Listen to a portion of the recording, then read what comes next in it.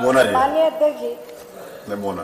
आज विद्युत विभाग के निजीकरण का जो गंभीर विषय है, और मैं तो कहूंगी कि एक लाइलाज निजीकरण एक लाइलाज बीमारी बनती चली जाती। हर विभाग का निजीकरण कर देना, ये सरकार पब्लिक सेक्टर और प्राइवेट सेक्टर में भेद नहीं कर पा रही। हर चीज में अगर किसी भी चीज में घाटा है तो सरकार प्रॉफिट के लिए नहीं काम करती। सरकार, कुछ विभाग ऐसे होते हैं जिसमें बिजली है, शिक्षा है, स्वास्थ्य है, ये ऐसे विभाग हैं जिन पर जनता के लिए, उनको सुविधा पहुंचाने के लिए कार्य किया जाता है।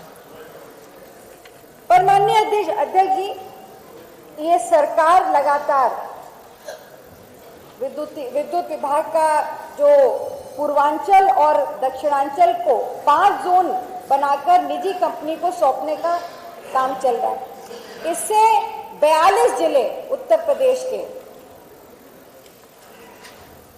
प्रभावित होंगे। मतलब उत्तर प्रदेश के आधे से ज्यादा जिले इस निजीकरण से प्रभावित होंगे। मैं बहुत सारी बातें आदरणीय ओम प्रकाश जी ने कह दी, मैं उनको दोहराना नहीं चाहूंगी। उससे संबद्ध करते हुए मैं कुछ चीजें का, माननीय आज नेता सदन बैठे हैं, मैं उनके सामने उन तथ्यों को जरूर लाना चाहूंगी। और मुझे पूरा विश्वास है कि नेता सदन की मंशा प्रदेश की जनता को, खासकर गरीब किसान मजदूर को लाभ पहुंचाने की है, तकलीफ पहुंचाने की नहीं है। तो ये जो चीजें हैं, मैं चाहूंगी कि आपके माध्यम से माननीय मुख्यमंत्री जी इसका संज्ञान अवश्य लें।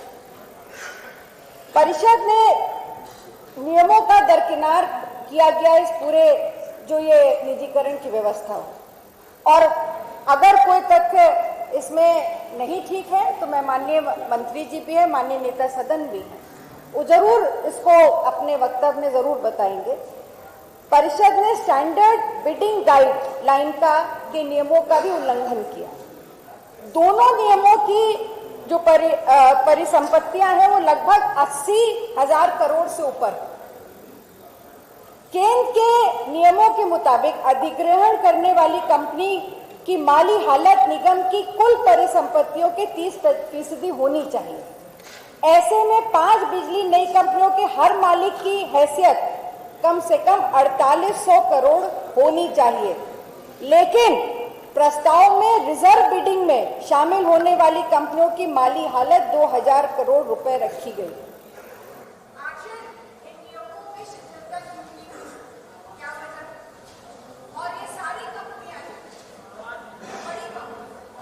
माइक,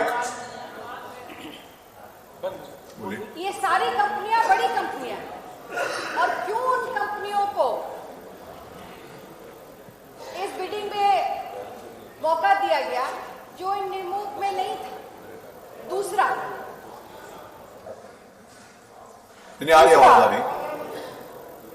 घाटे से निकालने की मंशा है, और मैं इस बात से पूरी तरह सहमत हूं कि प्रदेश में अगर बिजली विभाग में घाटा होगा तो कहीं ना कहीं उसका असर हम उपभोक्ताओं को कहीं ना कहीं देखने को मिलेगा, उन पर पड़ेगा। मंशा बिल्कुल सही है, जिसलिए आप ये प्रयास कर रहे हैं। पर मैं आपके सामने एक और तथ्य रखना चाहती हूँ। पूर्वांचल और दक्षिणांचल निगम का 1,15,000 करोड़ उपभोक्ताओं का बिल बाकी, जो मेरी जानकारी, और घाटा लगभग 1 लाख करोड़ का है, ऐसा जानकारी दी गई। अगर ये बकाया वसूला जाए तो निगम घाटे के बजाय फायदे में आ जाएगा।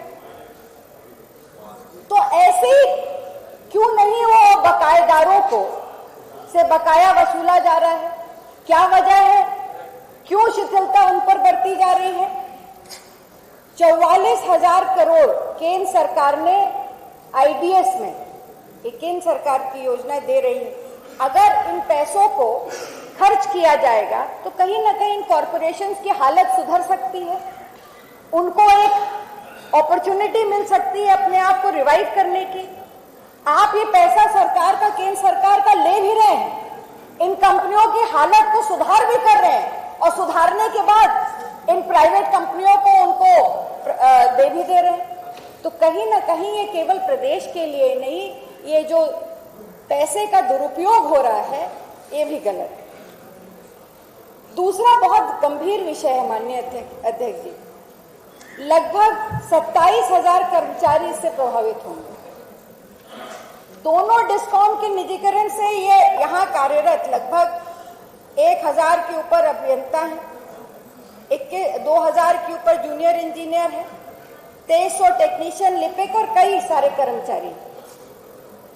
अगर 1600 पद इसमें ऐसे हैं जो आरक्षण से लाभान्वित हुए हैं, जिनको SC, ST, OBC और EWS पे इनको पद में आरक्षण के ऊपर इनको लाभ लेते हुए इनको इस पद पे रखा गया। अगर ये सेवा मुक्त हो गए तो इसकी जवाबदेही किसकी होगी? क्यों नहीं जो मसौदा सरकार ने निजी कंपनियों के साथ साइन किया उसमें इनके भविष्य के लिए जो आरक्षित वर्ग था इसमें उनके भविष्य के लिए क्यों नहीं कोई पॉइंट उसमें मेंशन किया गया? क्यों नहीं उनके भविष्य को सुरक्षित रखने की व्यवस्था की गई? मैं तो बार बार कहती हूँ कि अगर सरकार गंभीर है और निजीकरण करना आपकी मजबूरी है तो कम से कम आरक्षण वहां भी लागू होना चाहिए, ये हमारी मांग है। माननीय अध्यक्ष जी, यहां पर एक चीज और की, जब ये सरप्लस 27,000 हो जाएंगे कर्मचारी डिस्कॉम के समाप्त होने के बाद, तो इनके भविष्य का क्या होगा? आज जो हजारों की संख्या में सड़कों पर ये कर्मचारी अपनी बात कह रहे हैं, ये गलत नहीं कह रहे। इसमें बहुत से जो मैं देख रही थी जो नियमावली है कि कम से कम 5 वर्ष का इनका एक्सपीरियंस होना चाहिए। 50 से 55 वर्ष की आयु वालों को वैसे ही वो नहीं लेंगे निजी कंपनियां, ये उनके नियमावली में है। तो जो लोग लगभग रिटायरमेंट के करीब हैं, जिनके ऊपर पूरे परिवार की जिम्मेदारियां हैं, जिन्होंने लोन ले रखे हैं बच्चे की पढ़ाई के लिए, बेटी की शादी के लिए, उनके भविष्य का क्या हो? क्या ये सरकार ये गारंटी देगी कि इनके भविष्य के साथ खिलवाड़ नहीं किया जाएगा? माननीय अध्यक्ष जी, एक उदाहरण बार बार दिया जाता है मुंबई का। मोना जी 10 मिनट हो बस अंत में, बस कुछ ज्यादा नहीं। मुंबई का उदाहरण दिया जाता है कि वहां बहुत अच्छा विद्युत व्यवस्था है। माननीय संसदीय कार्य मंत्री जी बहुत वरिष्ठ है। मैंने तो एक बात आज इन्होंने अपने जवाब में कही, मैं तो इच्छा थी उसी वक्त उसको मैं कहूं कि इन्होंने कहा महिलाओं के खिलाफ जो अपराध हो रहे हैं उसमें बड़ी इमेजिनरी, एक शब्द का इस्तेमाल किया, इमेजिनरी बातें प्रस्तुत की गई। माननीय अध्यक्ष जी, मुझे दुख है इस बात को कहते हुए, मैं बहुत सम्मान करती हूँ, पर क्या उन्नाव में अगर बेटी जल्दी चलिए, कोई एक आधा विषय होगा लेकिन बात कुछ कही भी गई थी इसमें, उस विषय में उसको जला दिया जाता है, वो विषय अपने आप में बुरा हुआ, ये दुखद। तो मैं आप इसमें कंक्लूड करिए प्लीज। मैं कंक्लूड करिए। प्लीज। मुंबई का उदाहरण दिया जाता है। मुंबई की पर कैपिटा इनकम क्या है? मुंबई की पर कैपिटा इनकम कम से कम 4 लाख के ऊपर, लगभग 2 लाख के ऊपर पर कैपिटा इनकम की बात। और यूपी की कितनी है?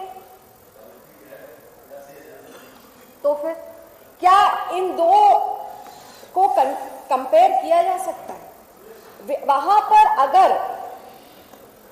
पर अगर निजीकरण के बाद और अगर आपने आगरा और नोएडा में अगर आप कहते हैं कि आपने सफलतापूर्वक निजीकरण किया है, तो सरकार उस पर श्वेत पत्र क्यों नहीं लेकर के आती?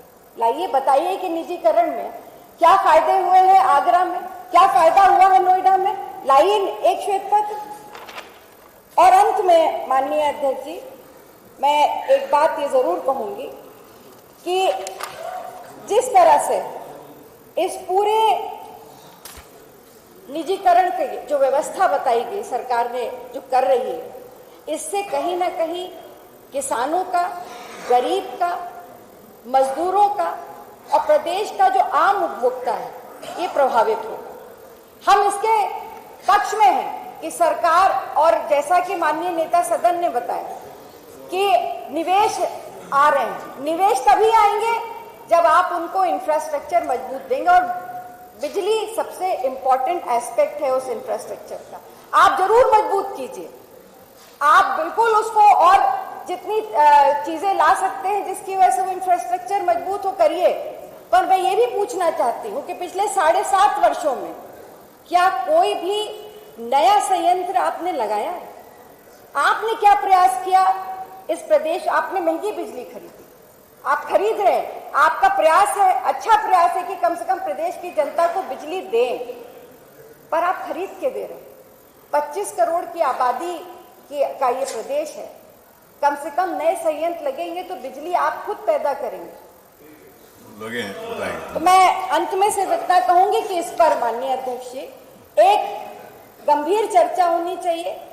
ये प्रदेश की व्यवस्था से जुड़ा प्रश्न है, बहुत सारे लोगों की बेरोजगार हो जाएंगे उससे जुड़ा प्रश्न है, और किसान और मजदूरों से जुड़ा प्रश्न है। धन्यवाद।